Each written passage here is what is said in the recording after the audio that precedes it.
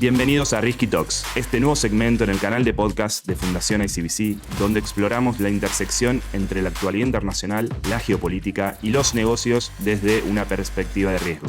Acompáñanos en cada episodio mientras conversamos con expertos, analizamos los fenómenos internacionales más relevantes y exploramos temas profundos relacionados con los riesgos globales que moldean nuestro mundo. ¿Estás listo para sumergirte en el mundo del riesgo global? Entonces, prepárate para Risky Talks. Comencemos.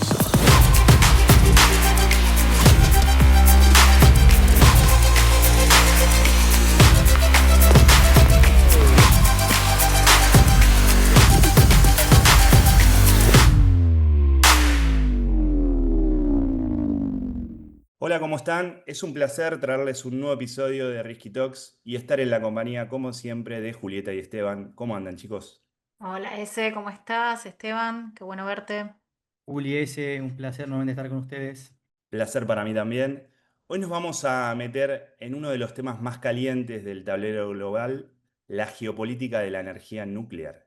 En un mundo donde se busca descarbonizar, la nuclear vive un renacimiento. 60 países planean o construyen reactores. La Agencia Internacional de Energía Atómica proyecta que se va casi a triplicar la capacidad para 2050 y hasta la COP la declaró esencial.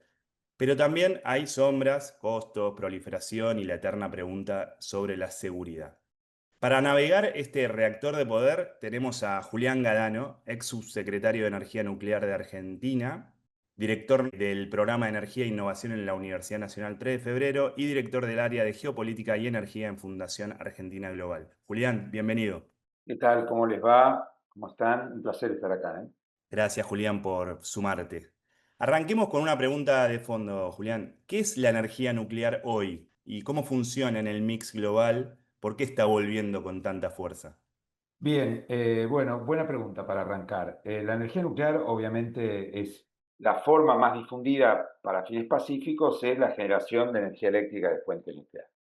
Hay muchas fuentes para generar energía eléctrica, hidroeléctrica, hidrocarburos, o sea, lo que llamamos térmica, renovables, no convencionales, etcétera. La nuclear es una fuente.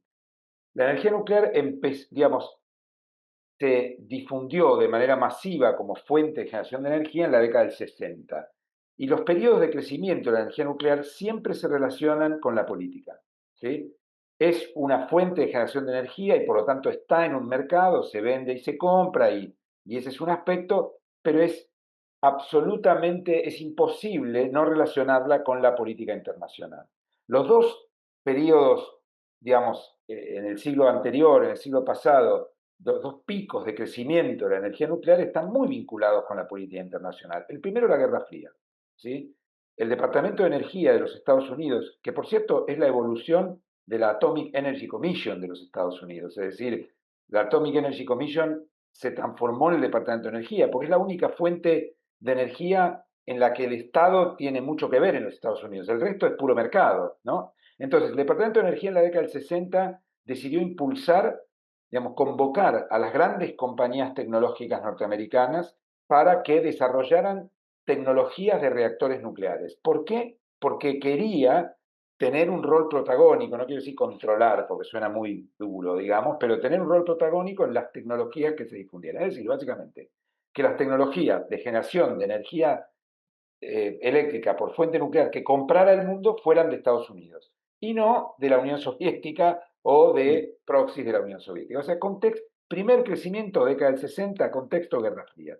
De ahí surgen las dos tecnologías, las dos plataformas tecnológicas más difundidas en el mundo, que son el reactor PWR, que significa Pressure Water Reactor, o sea, un reactor de agua de presión, y el BWR, Boiled Water Reactor, o sea, un reactor de vapor.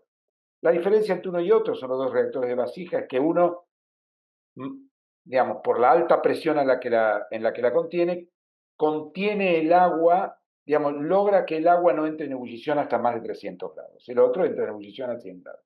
Pero básicamente son dos tecnologías norteamericanas, una de Westinghouse y la otra de General Electric. Ese es el primer gran momento de crecimiento de la energía nuclear en el mundo, ¿sí?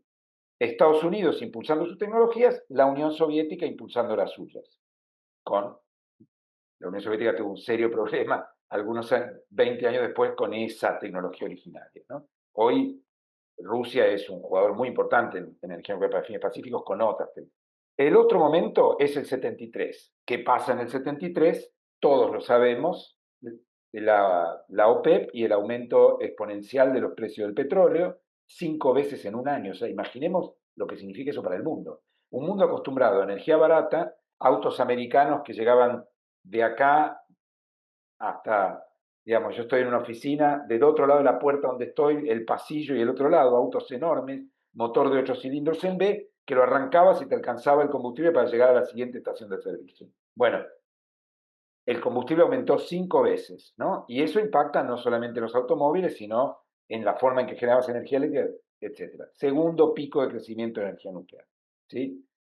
Bueno, en el medio hubo caídas en el consumo por básicamente lo que, así como los picos los produce una mezcla de mercado, precios y política, y vamos a ver que ahora de nuevo pasa lo mismo, las caídas tienen que ver siempre con los accidentes.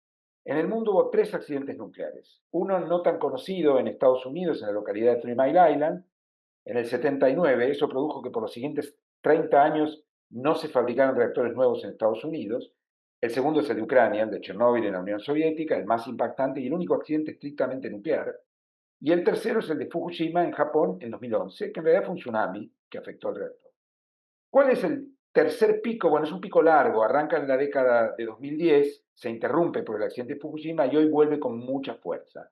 ¿Cuáles son, digámoslo así, los drivers de este tercer pico? En primer lugar, el cambio climático, ¿sí? El mundo busca, digamos, formas de generación energética en la base, confiables, que no dependan de factores externos como el viento, el agua, en los embalses o el sol, y al mismo tiempo descarbonizada, que permite descarbonizar. La energía nuclear es prácticamente la única que reúne todo eso. Ahora, después del accidente generó mucho retorno social y sobre todo se volvió muy cara porque los reguladores levantaron los estándares. Entonces, el mundo que decía de la energía nuclear, hey, te quiero, pero mostrate más segura, más amigable con el público y sobre todo abaratate. Eso es lo que ocasionó el cambio de paradigma enorme que vemos en la tecnología, que si querés después hablamos, que tiene que ver con los reactores SMR. Ahora, el único factor no es el cambio climático, es el cambio climático un poquito como acelerador la guerra en Europa, porque los países de Europa del Este quieren huir del gas ruso, y un poco Alemania también, salvo Francia, que es nuclear. Y el tercer elemento es la aceleradísima electrificación.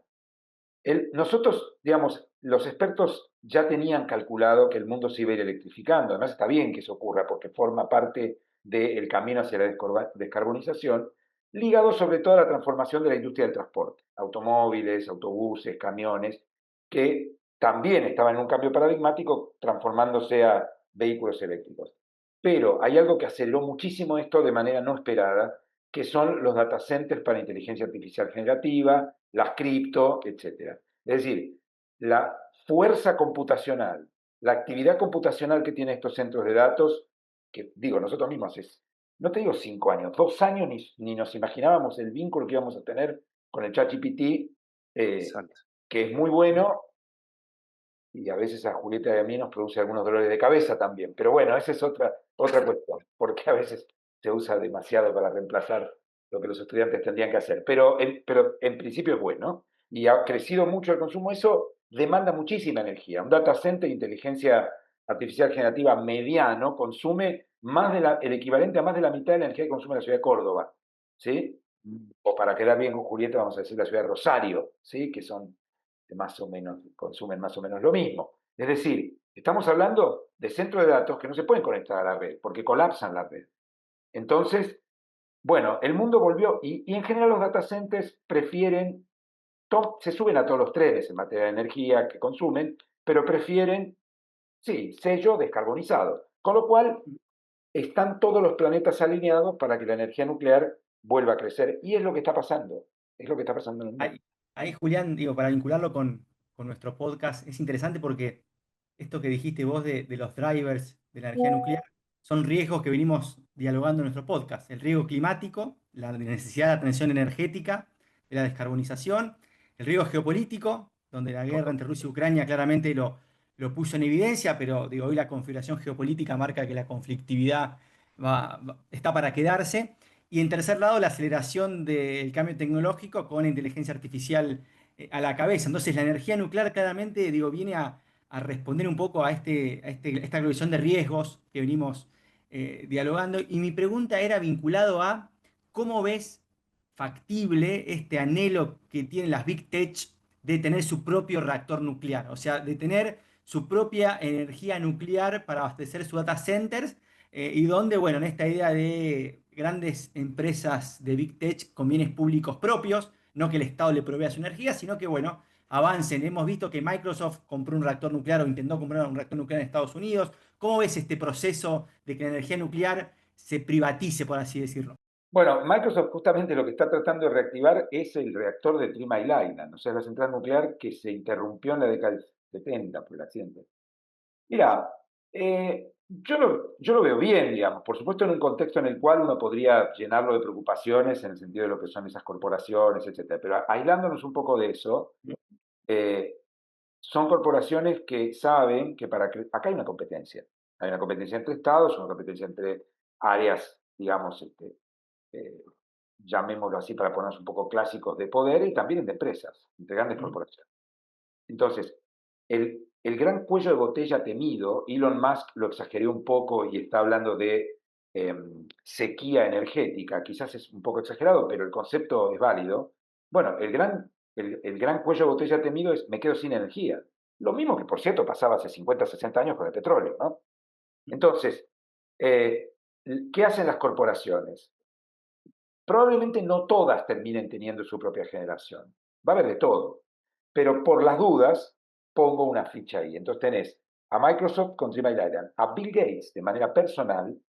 Bill Gates creó una empresa que se llama TerraPower, que asociada con General Electric está desarrollando un reactor que tiene un sistema de sal fundida de enfriamiento, que se llama Natrium. Tenés a Elon Musk poniendo recursos en varios, tenés todo Silicon Valley, lo cual es todo digamos, una interacción, digamos, un acoplamiento no siempre sencillo entre la cultura Silicon Valley y la cultura nuclear, pero tenés a todo Silicon Valley buscando alimentarse. Ahora, lo que va a quedar al final puede ser alguna corporación que tenga su propia compañía subordinada, alguna otra que tenga un acuerdo, va a haber de todo. Digamos, va a haber corporaciones que serán off-takers, como lo que se anunció pomposamente de la famosa inversión de 25.000 millones de dólares. Si vos ves lo que está escrito ahí, perdón, OpenAI no va a poner un peso, lo que está diciendo es si ustedes invierten yo te voy a comprar. Así que hay de todo ahí. Claro. Lo que hay es una búsqueda de asegurarse el suministro de energía, porque lo que todos ven es un camino en el cual en algún punto adelante en ese camino hay un cuello de botella, y el que no logre resolver el cuello de botella perdió.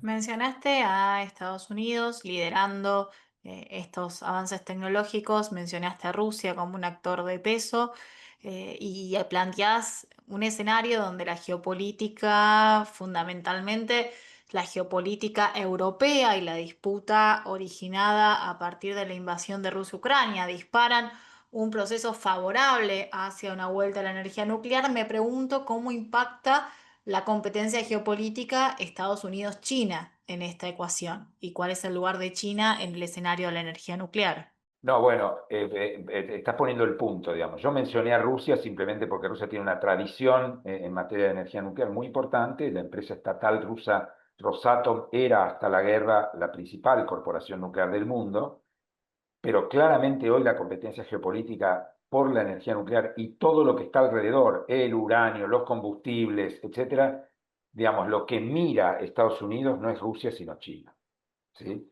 Porque China es el único país que tiene, además de Estados Unidos, los capitales, el desarrollo tecnológico y sobre todo la voluntad de avanzar con eso. Entonces, me parece que si nosotros ponemos el punto en el tercer momento bis de crecimiento de la energía nuclear, o si querés el cuarto momento, depende de cómo lo analicemos, claramente hay varios factores, pero un factor ineludible es la competencia, llamémosla geopolítica, hegemónica, etcétera, entre Estados Unidos y China.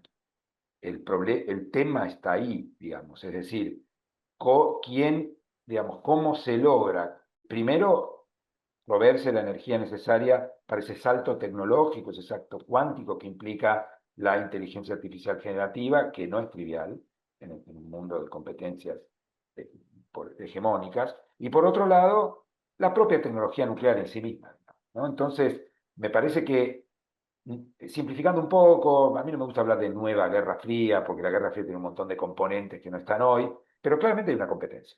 Hay una competencia. Y además Estados Unidos, en un cambio muy fuerte que ocurre a partir del gobierno, el primer gobierno, de la primera administración de Donald Trump, que en este caso continúa Biden y que ahora se profundiza muchísimo, hay una intención en su área de influencia por contener el avance tecnológico chino. El cambio es tremendo. Cuando termina el gobierno de Obama, hasta el final del gobierno de Obama, el Departamento de Energía de Estados Unidos, yo te diría que era antinuclear y era prescindente en materia tecnológica. Es decir, era antinuclear en el sentido que no promovían la energía nuclear, te lo decían abiertamente, y segundo, te planteaban el tema chino, bueno, ahí hay un problema, ok, yo quiero construir una central nuclear, los chinos me prestan, imaginemos un diálogo con un país. NuScale iba a estar en China originalmente, por los costos. Y Donald Trump, cuando llega al gobierno, le dice, no vas a estar en China. O sea, si estás en China no recibes un peso, no te considero una empresa americana. ¿Sí? Y NuScale termina, Bill Gates es un ejemplo, NuScale termina en Iowa y en un, bueno, es un lindo ejemplo porque está en un loop donde el contrato no se cierra nunca porque los costos en Estados Unidos obviamente no son los mismos. ¿Sí? Claro. Si tenemos tiempo, yo creo que ahí es una carrera que la Argentina puede correr, pero Bien. vamos por partes. Entonces, digamos, al final del gobierno de Obama, durante el gobierno de Obama había, en general, el Departamento de Energía era antinuclear, Estados Unidos no fomentaba la energía nuclear y no tenía la política de, sí, está mal que le compres a los chinos, pero yo no tengo nada para ofrecerte, con lo cual no pudo evitar. Eso cambia radicalmente con Trump. Primero, el tema chino se vuelve mucho más relevante y segundo, el Departamento de Energía abiertamente empieza a fomentar la energía nuclear. O sea, hay un cambio paradigmático. Y hoy ya eso está muy profundizado con programas, créditos, el Exim Bank promoviendo la energía nuclear, cosa que antes estaba fuera de ese mercado. Todo ha cambiado. Un ejemplo, por ejemplo, es cómo entran con mucha agresividad en un sitio comercial las empresas de Estados Unidos con el Departamento de Energía y con programas de financiamiento del Exim Bank de Estados Unidos en Rumania. Rumania tiene un acuerdo firmado con China para terminar las centrales Chernaboda, que son iguales a nuestro embalse, y hoy rompió ese acuerdo con China y firmó un acuerdo por 5.000 millones de dólares. Es una carta de intención, pero va avanzando y hay contratos que vienen detrás con empresas americanas. Digo, es claro, vos ves Rumania y salieron los chinos, entraron los gringos. Ahí, entonces, hay una proactividad muy fuerte por parte del gobierno de Estados Unidos para fomentar la energía nuclear abiertamente en el mercado interno y afuera y fomentar que la energía nuclear, si es posible, se desarrolle con tecnología de Estados Unidos. ¿Sí? Claro. Julián, una pregunta con respecto, digo, a la cadena de suministro, porque uno está viendo hoy esta competencia geoeconómica entre Estados Unidos y China, que Estados Unidos tiene muchas vulnerabilidades y cuello de botella, por ejemplo, tierras raras, donde China claramente tiene el control, toda la producción del complejo militar Rusia, diciendo en algunos casos Rusia. Rusia. Bueno, en el caso de, supongamos que la energía nuclear tiene un crecimiento en los próximos, la década fuerte, ¿cómo ves la cadena de suministro? Digo, ¿quién tiene la mayor capacidad de ventaja sobre uranio y sobre otros insumos básicos para que la energía nuclear crezca? ¿Cómo es ese juego? Bueno, Estados Unidos se enfrenta a un tema, se está enfrentando a un tema, que es que había dejado de fabricar cosas, digamos. Se Claro. proveía en el mercado internacional. Bueno, hoy Trump está cambiando esto y ahí hay una mirada, es difícil no entrar en la lógica, digamos, política de Estados Unidos, demócratas republicanos y las simpatías que cada uno tiene ahí, pero tratando de abstraerse de eso, hay una lógica detrás de la política de los Estados Unidos, de decir, bueno, acá hay un tema de security y yo no puedo no tener determinados suministros.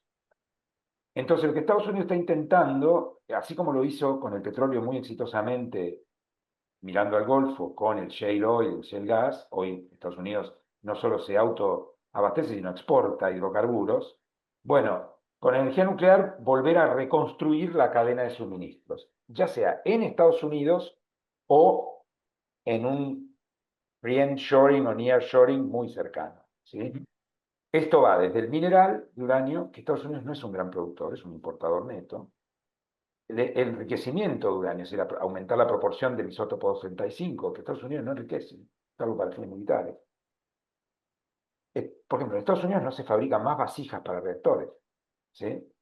Entonces, la primera intención es reconstruir esa industria, y muy ligada a dejar de depender en la medida de lo posible de China, ¿sí? Bueno, digamos, yo te diría básicamente eso, porque Estados Unidos está en la punta en la carrera tecnológica. Es decir, la mayor parte de las nuevas empresas que están desarrollando SMRs son o norteamericanas o con capitales de Estados Unidos, ¿sí? Por ejemplo, un caso acá en Argentina. Entonces, ¿Podemos explicarle a nuestros oyentes qué es la tecnología SMR? sí, gracias por la aclaración, porque si no es como, los nucleares tenemos muchos acronismos y después muchas siglas, ¿viste? Pero nos escuchan muchos no nucleares. Por supuesto, no, está muy bien, es una crítica a mí mismo. Lo que pasa es que no se puede explicar en dos palabras, pero básicamente la industria nuclear en sus primeros momentos de crecimiento, hasta la crisis de Fukushima, un poco arranca la crisis de este ciclo en Chernóbil, pero sobre todo en Fukushima, estuvo basada ¿en qué modelo de negocios? Enormes reactores diseñados y construidos ad hoc y licenciados ad hoc por las autoridades regulatorias, ¿sí? Enormes reactores cada vez más grandes, porque cuanto más grande, el paradigma que decía, mejor el negocio, el mismo footprint, con la misma cantidad de operadores, con la misma cantidad de personal, vendo más energía. Reactores de 300, de 500, de 600, de 1000 megas, de 1200, de 600. Esos son los papeles y en algún momento en la historia funcionó bien. Ahora, ¿cuál era el modelo? Reactores enormes que requieren una inversión de capital de miles de millones de dólares, que no están en el mercado de capitales, que se tienen que sostener en enormes préstamos sindicados, detrás de los cuales siempre tiene que haber algún Estado. Nadie te pone 5.000 palos por un buen proyecto. Digo, alguien te va a decir, bueno, muy bien. O sos una supercorporación que me garantiza el flujo de fondos aunque el proyecto fracase, o tenés un Estado detrás. Ese modelo funcionó en la Guerra Fría, porque los Estados estaban detrás, y funcionó algunos años después de la Guerra Fría. Ahora, en la medida que los accidentes achicaron el mercado, esto se volvió muy complejo, porque un gran reactor necesita una cadena de suministros muy robusta. Y además, para pocos modelos, o sea, yo le tengo que decir, digo, Julieta tiene una empresa que me provee qué sé yo, las tapas de, no te voy a decir la tapa del reactor, pero los anillos de cierre de los tubos, no importa. Okay. Necesito que me pase los anillos de cierre para, digamos, para arrancar el reactor. ¿Cuántos reactores vas a hacer? Uno. Bueno, primero ya tiene que armar todo para un reactor. Muy bien, lo hace. ¿Sí? Me cobra el precio de un pedido, digamos. Es un pedido grande, ¿no? Pero es un pedido. Pero además, con el achicamiento del mercado, ya tenía quizás un contrato conmigo y otro con otro reactor que estaba por ahí. Se le cayó aquel reactor. Con lo cual, tuvo un serio problema financiero. No me lo puede proveer, quebró. ¿Sí? Y, en fin, Esteban, que me proveía una pieza que venía después de la que me proveía Julieta, yo me atrasé, yo, el que le compraba a los dos, porque Julieta no me proveyó y tuve que ir a buscar otro, me atrasé un año, Esteban me empezó a cobrar improductivos porque llegó a tiempo, ¿sí? Quizás el que yo no le compre a tiempo lo quiebra a él también, pero además yo estoy pagando improductivos y además me atrasé. Lo que iba a tardar 6 años, ahora tarda 8. El costo financiero de eso, en un modelo basado en un préstamo, es mortal, mortal. El reactor Flamanville 3, que iba a ser la revolución de los reactores grandes en Francia, terminó costando más de casi 20.000 millones de dólares, un reactor, ¿sí? Y demoró una década y media. Bueno, esa industria entró en crisis. Después de Fukushima se terminó, digamos. Es imposible conseguir los fondos para un reactor de ese tamaño. ¿Qué hizo la industria nuclear? Se transformó. ¿Qué es un SMR? Sus siglas en inglés son Small Modular Reactor. El gran cambio no es el tamaño, los reactores son más chicos, pero ahí no cambió nada, es un reactor PWR, o sea, lo que vimos son un Westinghouse achicado. Cambió el modelo de negocios, se factoriza la producción de reactores. Esto está cambiando ahora, todavía no se están produciendo reactores de este tipo, pero al principio de la década que viene, lo que uno va a ver es fabricación de reactores como si fueran aviones, en fábricas en serie, pequeños, todos iguales, y todos, digamos, construidos en cantidades con escalas diferentes. Entonces yo ahora le digo a Julieta, che, necesito voy a hacer un contrato como para que me proveas de X componente. ¿Cuántos reactores vas a hacer? 40 en los próximos 5 años. Bueno, es otra cosa. Hacemos ¿sí? negocio. Y Claro. además, con la escala, yo puedo tener precios competitivos. Pero el cambio central es en el modelo de financiamiento. Como yo para construir un reactor pequeño no necesito 5.000 palos, sino voy construyendo modulitos de 100, de 300, voy y busco el financiamiento en el mercado de capitales. ¿sí? Entonces, eso es, digamos, es un project finance, como cualquier otro. Si yo voy, levanto capitales en el mercado de capitales y el inversor viene, entra en equity, no me presta la plata, forma parte del proceso inversor. Y eso modifica todo el esquema. Yo no necesito un préstamo, yo meto un inversor de riesgo en mi propia ecuación. Entonces, con eso copio a las energías renovables, al mundo de las energías térmicas y la energía nuclear, como que dijo, por primera vez, digo, che, tengo que pensar en términos de mercado, tengo que ser competitivo. Y eso es lo que está pasando. Y ahí Es decir, Argentina tiene el CAREM, Más o menos, no. más o menos. Contanos un poco de eso, porque siempre se habla de, incluso Grossi, el argentino director de la Agencia Internacional de Energía Atómica, ha sido un gran promotor de ese Sí, proyecto, es pero tiene cierto. sus vaivenes, ¿no? Mira, yo fui un gran promotor de ese proyecto y lo sigo siendo, en el sentido de que, incluso yo soy amigo de Rafael, pero si estuviera Rafael acá lo correría un poco, porque yo diría, bueno, yo le puse 410 millones de dólares, ¿no? Vos no le pusiste nada. Es cierto que Rafael me diría, pero no eran tuyos, eran del sector público argentino. Pero lo que quiero decirte es, sí, nosotros apoyamos muchísimo ese proyecto. ¿sí? El Bien, proyecto ese avanzó básicamente en el segundo gobierno de Cristina y en el nuestro. Me refiero cuando digo el nuestro, al de Mauricio Macri. bien. Es decir, y desde ese lugar te digo, el CAREM es un gran proyecto porque permitió construir conocimiento, permitió que la Argentina hoy pueda pensar en correr esa carrera de los SMR, ser el único país en vías de desarrollo que corre esa carrera, y no es poco eso, pero no es un reactor comercial, ni lo será nunca, aunque los cales, por su diseño, es un prototipo que probó tecnología, con lo cual es muy complejo en su operación, lo cual es lógico, porque estás probando tecnología, por lo tanto es no competitivo, y segundo, no es modular. Si vos vas a la No es obra del CAREM, modular. no, es un reactor chiquito. Si vos vas a la obra del CAREM, vas a ver una enorme obra civil. Una de las condiciones del reactor modular es la menor obra civil posible, porque vos, ¿cómo es un reactor modular? Vos lo armás en una planta, como si fueran los aviones llave de en mano, ¿eh? Tipo llave en mano. Una lógica así, llave Claro, en mano. llave en mano y lo llevas desarmadito, pero ya construido, al lugar donde Ah, vas a instalar y lo montás en 90 días. Si vos tenés Claro. la obra civil de un reactor grande, no lo montás en 90 días. Si vos vas a Zárate, donde se está construyendo el CAREM, lo que ves es cemento, hormigón, hormigón, hormigón, hormigón. El problema del CAREM no es el CAREM. El problema del CAREM es que a alguien un día se le ocurrió venderlo como un reactor comercial y todos empezaron a repetir eso. No lo será nunca, no tiene nada de malo eso, pero no vendan gato por liebre, digamos, ¿no? Es decir, nadie lo hizo de mala fe, es como que se empezó a reproducir eso y hoy está instalado. Y quiero decirlo enfáticamente, no es un reactor comercial, es buenísimo y yo creo que hay que terminarlo. ¿Y dónde Entonces, está el potencial entonces de Argentina pensando bueno, en ese todo el business que vos dijiste, en conocimiento que ese tiene, negocio? porque la Argentina es el único país de América Latina que tiene ingeniería nuclear a nivel reactores de potencia, gracias al CAREM, no es menor. Ujú. O sea, nosotros tenemos ingenieros que diseñan reactores. Brasil no los tiene. Brasil tiene otras cosas, ¿no? Además decimos Copas del Mundo, pero tiene otras cosas en materia nuclear, digamos, y que solo juegan ellos la Copa Libertadores. Pero además tiene en materia nuclear, tiene fierro, tiene mucho, digamos, tiene mucha espalda, pero ingeniería nuclear nosotros le sacamos 10 años de ventaja mínimo, ¿sí? Y eso gracias al CAREM. Entonces, nosotros tenemos ingeniería nuclear. Dos, nosotros tenemos un regulador nuclear solvente y prestigioso, que hay que cuidarlo, por cierto. Hay que pagarle buenos salarios, hay que evitar que se vaya la gente, etc. Nos ha costado mucho tenerlo y hay que cuidarlo. Esa es una marca argentina, un regulador argentino. ¿Por qué? Porque vos no vendés un reactor sin una licencia.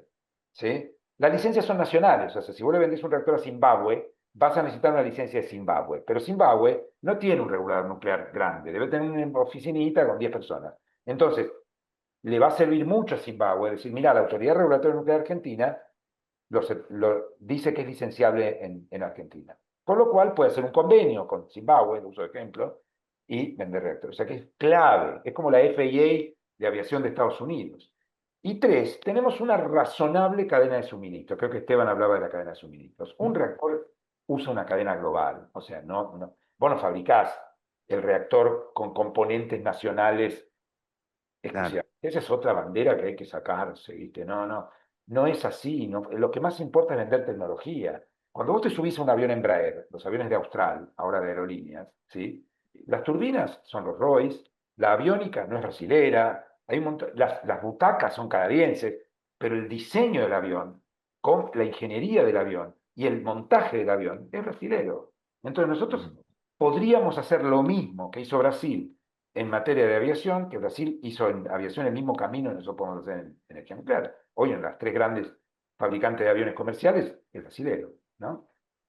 Ya no es brasilero en el capital, pero se fabrica en Brasil. O sea, Boeing en Seattle, Airbus en Toulouse, Embraer en San José dos Campos, en San Pablo. Nosotros podríamos tener equivalente a Embraer en Argentina, ¿sí? Y vos, digo, el reactor no se autotransporta como un avión, pero ese reactor pueden ser 600 containers, 700 containers.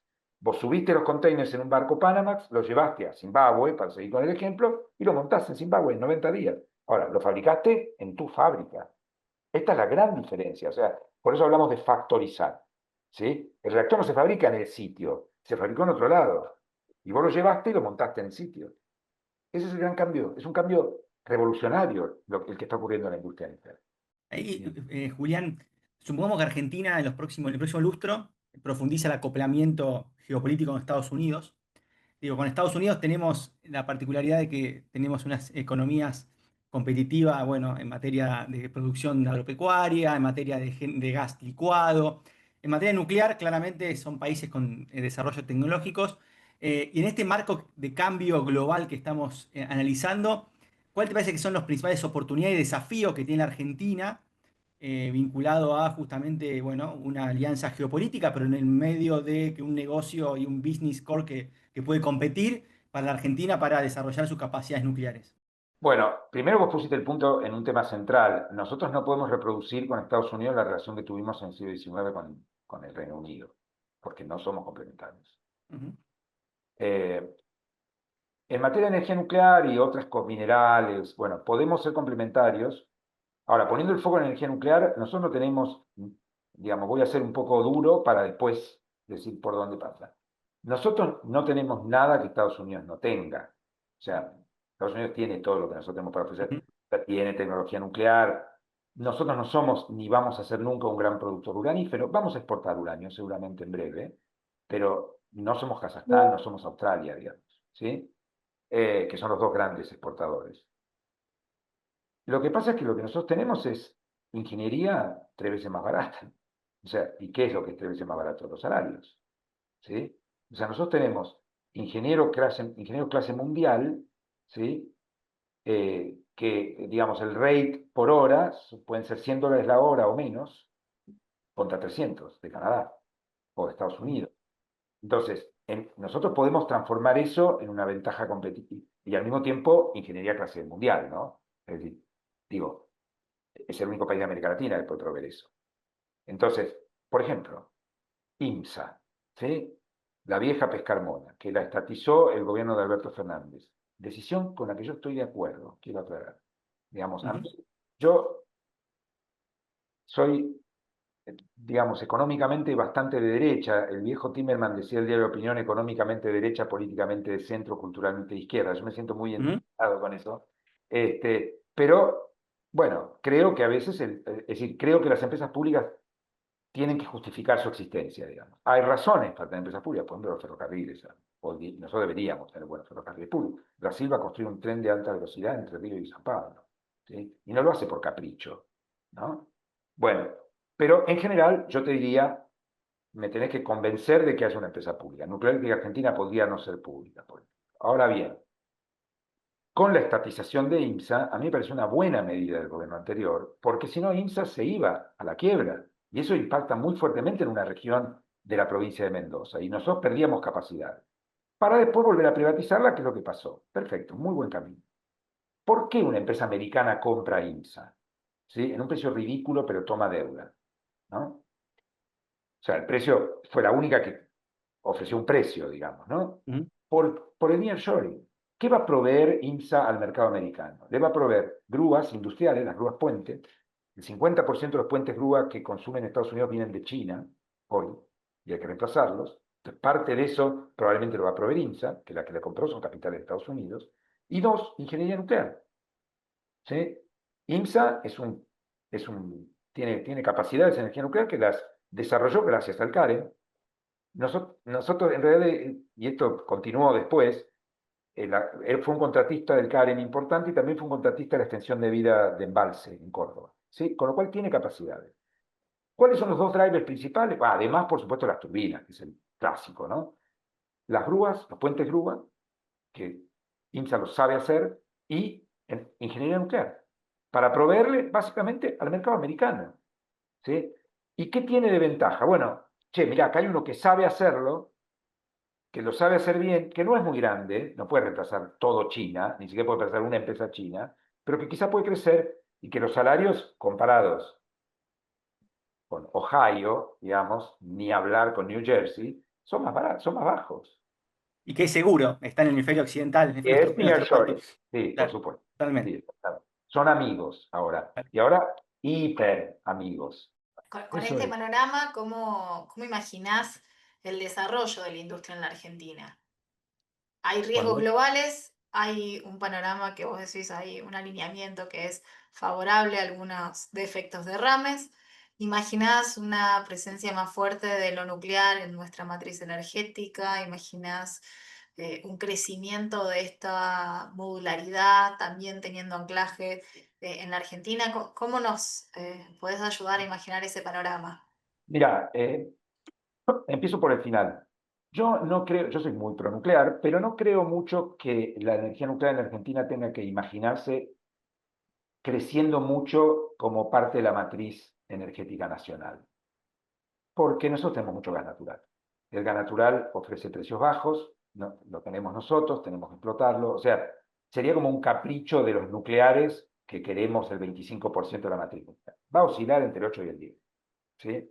Y está bien que se mantenga ahí porque eso mantiene una matriz diversificada, energía descarbonizada, está bien. Pero más que eso, no tiene mucho sentido. La energía nuclear en la Argentina es una gran oportunidad para exportar tecnología, que tiene mucho valor agregado. Incluso teniendo costos más bajos, o sea, eso es una ventaja hoy, ¿sí?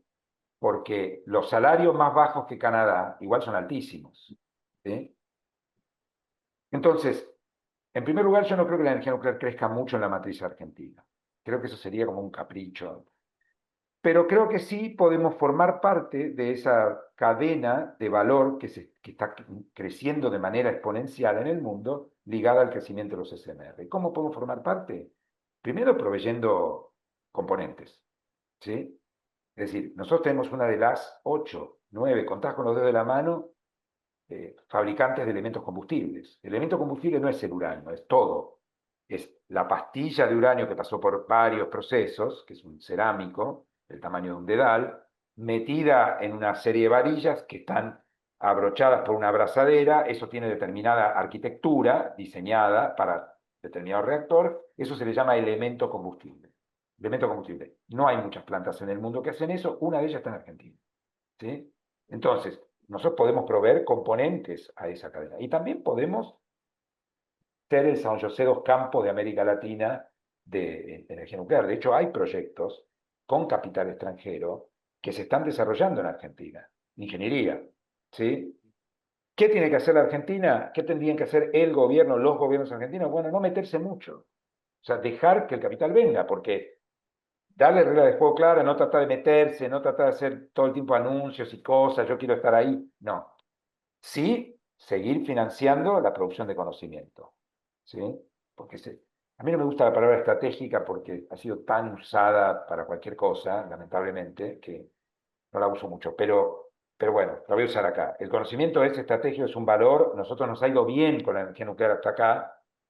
No seamos boludos, digamos. Sigamos invirtiendo en conocimiento. Ahora, en lo que hace la carrera por los reactores, dejemos que el capital privado venga e invierta en el conocimiento argentino. Y no nos metamos. El RIGI es un buen marco para eso, la verdad. ¿Sí? Ujú. Entonces, los gobiernos no tendrían que hacer más que eso en eso. ¿Sí? A los gobiernos les gusta cortar cintas y meterse. Bueno, ya habrá oportunidad de cortar cintas, pero deja que estos ecosistemas funcionen. ¿Por qué? Porque en la medida en que venga el capital acá, que podamos seguir armando un ecosistema industrial nuclear, vamos a evitar que la gente se vaya. Nosotros producimos, digamos, vamos a decir graduamos, para no decirlo tan impersonal, entre 20 y 25 ingenieros nucleares por año. ¿Sí? Si no hay proyectos en la Argentina, esa gente se va, ¿no? Claro. Y proyectos son proyectos privados, o sea, es la CONEA, tiene que estar bien fondeada para que la gente también quiera trabajar en CONEA, digo que es la que financia el Instituto Balseiro, y proyectos privados. Nosotros tenemos todo para correr esa carrera, para ser el único país en desarrollo que corra esa carrera de los SMR. Ahora, lo único que nos falta es capital. Entonces, bueno, el capital viene si más o menos tenés reglas de juego medianamente claras, ¿no? Y si garantiza un retorno. Bien, Julián, yo quisiera hacerte una última pregunta y aprovecharte, exprimirte toda tu Todo visita, nuclear. que vos al principio nombraste la percepción pública, que para mí no es un tema menor porque en mi caso, y creo que todos lo hicimos, crecimos mirando, por ejemplo, Los Simpson y veíamos a Homero trabajar en la planta nuclear y ahí veíamos una connotación negativa para la salud, para el medio ambiente, la idea de lo nuclear, ¿no? O capaz que tenía que ver con ese Estados Unidos que no le interesaba lo nuclear. Pero ahora esa reputación parece estar cambiando. Incluso dijimos al principio, la COP la considera esencial, no se puede llegar al net cero sin desarrollar lo nuclear. Pero sin embargo, la cuestión del tratamiento de residuos y la seguridad siguen siendo importantes. ¿En eso también hay un debate activo? ¿Existe mayor innovación en eso? ¿Cómo es el panorama ahí? Bien, buena pregunta. Primero déjame aclarar, obviamente los Simpsons no son personajes populares en el campo nuclear, te puedes imaginar. Me imagino. Pero lo primero que te aclaro, no hay Homeros Simpson manejando salas de control de gente. Me deja muy tranquilo. Los residuos no son líquidos ni son verdes, ¿sí? Y las centrales nucleares no explotan, digamos. Dicho esto, vos has puesto el punto en un tema central. ¿Cuáles son los 4 miedos? Y esto nosotros lo tenemos medido, ¿eh? Es decir, hemos hecho mucho estudio de opinión pública. Digo, no son ideas de Julián Gadara. Está bastante medido. Los 4 miedos que la energía nuclear genera. El primero es el origen. Es un origen militar. Si yo te pido que cierres los ojos y me hables de un accidente nuclear, el entorno, cómo lo ves, me vas a relatar pasto quemado, vacas muertas, no la de Neuquén, sino vacas reales muertas. Todo horrible. Y eso es una bomba nuclear, no es un accidente.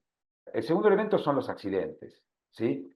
La tasa de accidentes en la industria nuclear es bajísima, es casi absurda, pero cada accidente tiene un impacto enorme, digamos, en los medios, en la opinión pública, etc.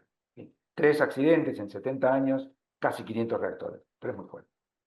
El tercero son los residuos, y ahora vuelvo sobre eso. Y el cuarto yo lo veo como una cuestión casi religiosa, de que a veces una parte del público considera que fuimos demasiado lejos con la tecnología nuclear, que no nos tendríamos que haber metido con eso. ¿Sí? Que es mucho, que es casi como traer ¿viste? El sol a la tierra, bueno. Es un poco religiosa, son cosas de Dios, digamos, dicho entre comillas, ¿no? Pasa un poco con los aviones también, pero los aviones tienen APIL, es lindo volar, aún hoy, que te dan 3 maníes y el asiento, aún sigue teniendo APIL, y además te resuelve un problema práctico, o sea, vos sos consciente, está delante de tus narices el problema que te resuelve. Querés ir a ver a tu tía en Australia, te tomás un avión, te vas a Australia, resolviste el problema. Te contrataron para laburar en Francia, te tomás un avión, vas a Francia. La energía nuclear, vos prendés la luz, no te importa mucho dónde venga. Si es descarbonizada, qué bueno, y si no, qué sé yo, que sea barata, nada. Entonces, los 4 problemas: origen militar, accidentes, residuos y la idea de que nos fuimos demasiado lejos. Poniendo el foco en los residuos, yo te diría primero la respuesta que no hay que dar, porque el miedo está igual, pero la doy, que es la respuesta técnica. Nunca hubo un accidente importante vinculado con residuos, jamás en la historia. Bien. ¿Cómo se almacenan los residuos? Los residuos el combustible gastado, porque nosotros no lo llamamos residuo porque teóricamente puede volver a ser usado, ¿sí? Okay. Y existe la tecnología, lo que pasa es que hay un problema de costos todavía, y además volver a usarlo es reprocesar el uranio en plutonio, y como el plutonio puede ser usado también para bombas, Exacto. los desarrollados no quieren que los países no desarrollados, y que los nuclearmente desarmados, tengan mucho plutonio. Entonces el plutonio está un poco, restringido por motivos económicos, tenés que tener mucha escala y además por motivos políticos. Pero por eso se llama combustible gastado y no residuo. Ahora, ¿cómo almacenás el combustible gastado? Primero lo sacaste del reactor, ese elemento combustible, esa varilla, y la metiste en una pileta. ¿Sí? ¿Por qué? Porque una pileta, el agua, además de refrigerar, ¿sí? Es un muy buen blindaje. Una vez que lo enfriaste, lo sacás de la pileta y lo llevas a un almacenamiento en seco al lado de la central nuclear. Son silos, digo, pequeños edificios de concreto y plomo que aíslan, digamos, que confinan la radiación ahí adentro. ¿Sí? Eso haces. Son edificios pensados además para resistir no solamente accidentes, sino acciones malevolentes por parte de seres humanos, o sea, lo que normalmente llamamos terrorismo nuclear. ¿Sí? Por supuesto eso cuesta, ¿no? Pero en principio están almacenados ahí esperando el momento en que pierdan actividad, o sea que emitan muy poquitas radiaciones ionizantes y ahí llevarlos a un repositorio definitivo. Entonces, me parece a mí que lo que hay que...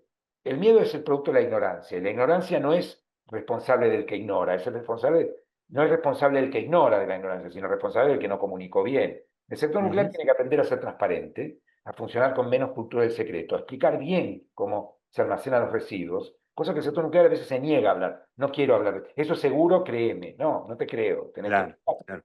Y además, explicar que el problema de un combustible gastado es como un cuchillo, digamos. Un cuchillo, yo puedo cortar el asado, transformar en bisturí, puedo operar, o sea, puedo hacer el bien.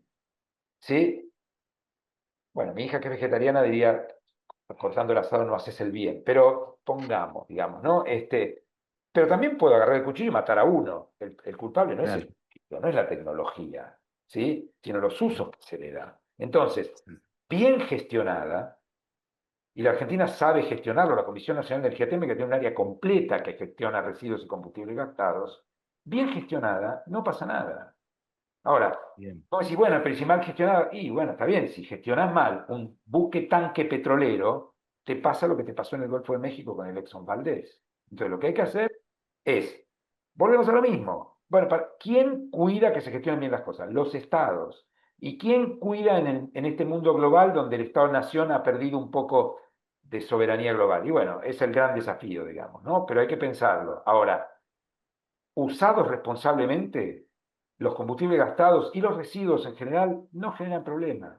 No generan problemas. Nosotros tenemos ahí en la central nuclear de Embalse combustibles gastados desde hace 40 años, que es cuando arrancó la central nuclear de Embalse, arrancó en el 74, más de 40 años, 84, 24, 24, ya van más de 40 años.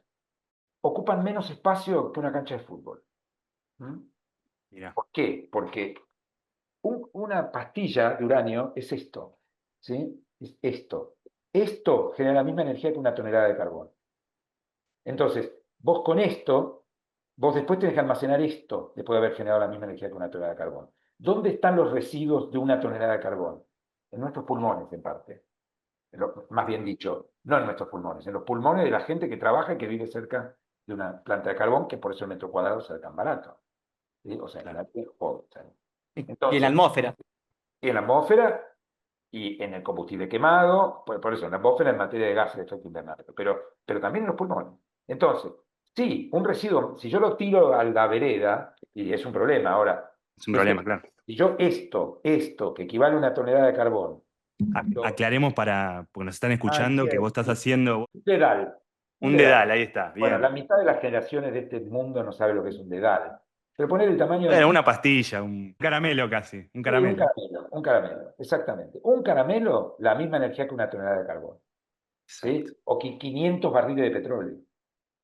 500 Increíble. barriles de petróleo. Entonces, creo que, digamos, realmente sería muy bueno que abandonemos el miedo nuclear. Ahora, a la población, a la opinión pública, me puede decir, che, abandona el miedo, créeme, porque yo soy un científico. No, bueno, hay que Hay que ser explicar. transparente y hay que informar. Porque además, la energía nuclear trae muchas externalidades y beneficios que tienen que ver con controlar tecnología. No es digo, el combustible es apenas una parte. Lo que hay detrás de la energía nuclear no es commodities solamente, es muchísimo conocimiento, buenos salarios, desarrollo, un lugar prominente. La Argentina es un jugador global. Nosotros somos, además de que Rafael Grossi es el director general del Organismo Internacional de Energía Atómica, somos miembros permanentes de la Junta de Gobernadores, o sea, equivalente al Consejo de Seguridad, miembros permanentes. Y eso es algo que la Argentina logró gracias a 70 años de coherencia en materia científico-tecnológica. Entonces, bueno, no, no vayamos en contra de eso, porque eso nos lo da, digo, que somos un país que tiene conocimientos en la materia. Muy bien, Julián, excelente. Con esto último apagamos el reactor y llegamos al final del episodio. Así que nos queda agradecerte porque fue una charla a la vez didáctica y entretenida.